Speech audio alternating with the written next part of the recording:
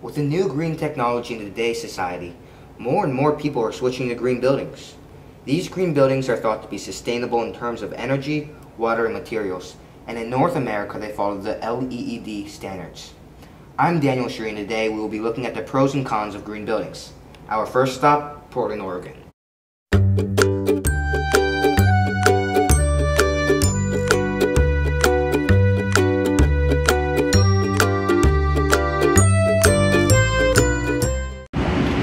So here we are in Portland, Oregon with Lindsay. Now, Lindsay, what exactly are you doing here? Well, we're trying to plant 83,000 trees in 5 years as an ongoing effort to go green. Wow. So, I understand that these trees are trying to solve a specific problem. We're trying to fix the sewage pipes. Currently, they can't handle the runoff. Trees will absorb most of the runoff water, which will reduce the amount of water that has to go through the pipes, which also reduces the amount of damage. Plus, the trees absorb most of the CO2 emissions in the air. Oh, so it's also promoting clean air. Talk about a double whammy. Yes, trees also improve the value of homes, which makes homeowners at ease with planting them on their property. Well, no wonder Portland, Oregon is consistently rated as one of the greenest cities in the U.S. Yes, besides the tree project, Portland also has the Microgym project, which is basically a self-powered building. Oh, well, I guess I have to visit that next, don't I? Now, what's significant about this gym is, according to Lindsay, that is, it's completely self-powered. Here we are with Christina, an exerciser at the Green Microgym. Christina, can you explain to me how this gym works? Well, as you mentioned, this gym is completely self-powered. Up on the roofs you have solar panels which account for some of the gym's power. The majority of the power here is created by the people exercising.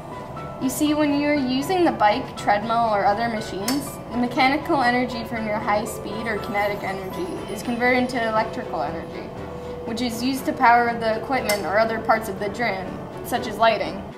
Not only is this innovative, but it's financially beneficial as you're generating your own energy. Thus, parts of the gym are not powered unless they are needed. Well, talking back to the solar panels, do you know how efficient they actually are? No, sorry. Well, thanks for your time. No problem. Now we've seen Portland and an example of a green building. But going back to earlier, I want to learn more about solar panels and how they work. To do this, we're going to visit Maddie, a solar panel expert, right after the break.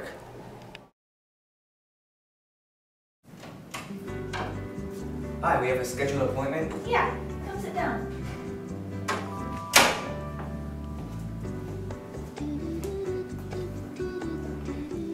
So you want to know more about solar panels? Yes, please. Tell me everything you know about them. How do they work? How efficient are they? And why does it seem that every green building has one? Well, you see the light around us? I do. Yeah, the solar panels here are made of silicone, and when light strikes these solar panels, the silicones generate electricity through the flow of electrons. Well, if it were that simple, why are there so many critics? I'm getting there. See, currently solar panels can only convert part of the photons into electrical current. These photons have just the right amount of energy. Well, what if they don't? Well, too much and they can damage the panel. However, over 50% of photons are too little energy, and these photons just pass right through the panels.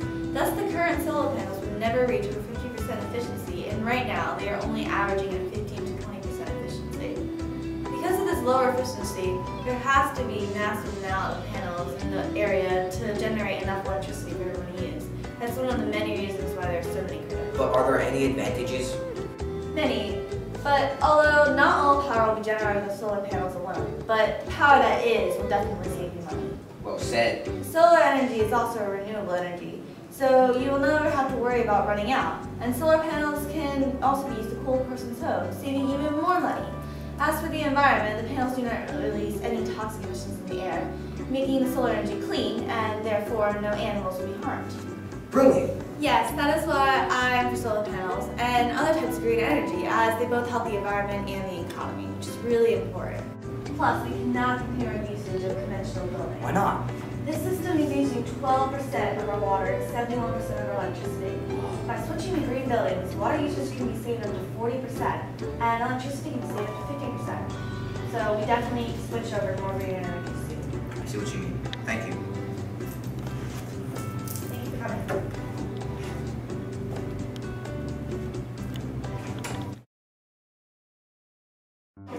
Now we're going to visit a person who is strongly against solar panels and other types of green energies. Here we are outside Dr. Z. Loyal's office, a leading advocate against going green. Hello, Dr. Z. Loyal. Hello. So I suppose you want to know why I'm against green energy, building, and infrastructures, right? Yep. First off, solar panels, which are a common part of green buildings, are completely inefficient. Yes, I've heard they can only supply a portion of a person's energy needs. Unless, of course, there are a multitude of them. Correct, but did you know that solar panels also add extra weight to the roofs? No, I didn't. Thus, to reduce the risk of breakage, you would have to spend extra money on reinforcement. Interesting. And your roof is one of the only logical places to have solar panels, unless you wanted to buy extra land and place them somewhere else on your property. I think I see what you mean. Windmills are even worse. They can cost $3.5 million to build one, and you will only be able to power one building. Wow. Paying that kind of money for green energy would put you in debt, which would have to be paid by using profits from the building, another severe disadvantage of green infrastructure. I think I finally see what you mean. Yep, I hope you can change your mind about all this green building nonsense. Maybe. Thanks for your time, Dr. Z. Loyal. See you later. So now we've seen the pros and cons of implementing green buildings. So what do I think? I believe that green technology should be implemented in today's society. They might cost more initially, but they definitely save money in the long run. Environmentally, we've learned that common green building techniques such as solar panels do not release any emissions into the air. However, even more significant than this is something Maddie said earlier. Building green buildings is proven to cut down water and energy usage, two resources the current population is using much of through conventional buildings. Because of the population will only grow, conventional buildings will begin to use even more resources, which could prove disastrous to the poor parts of society, environmentally and financially. On this journey, we've learned and heard many interesting ideas about the debate between green buildings and conventional buildings. But if there's one idea that I've learned today, it's that we need to be like Portland, Oregon. We need to go green.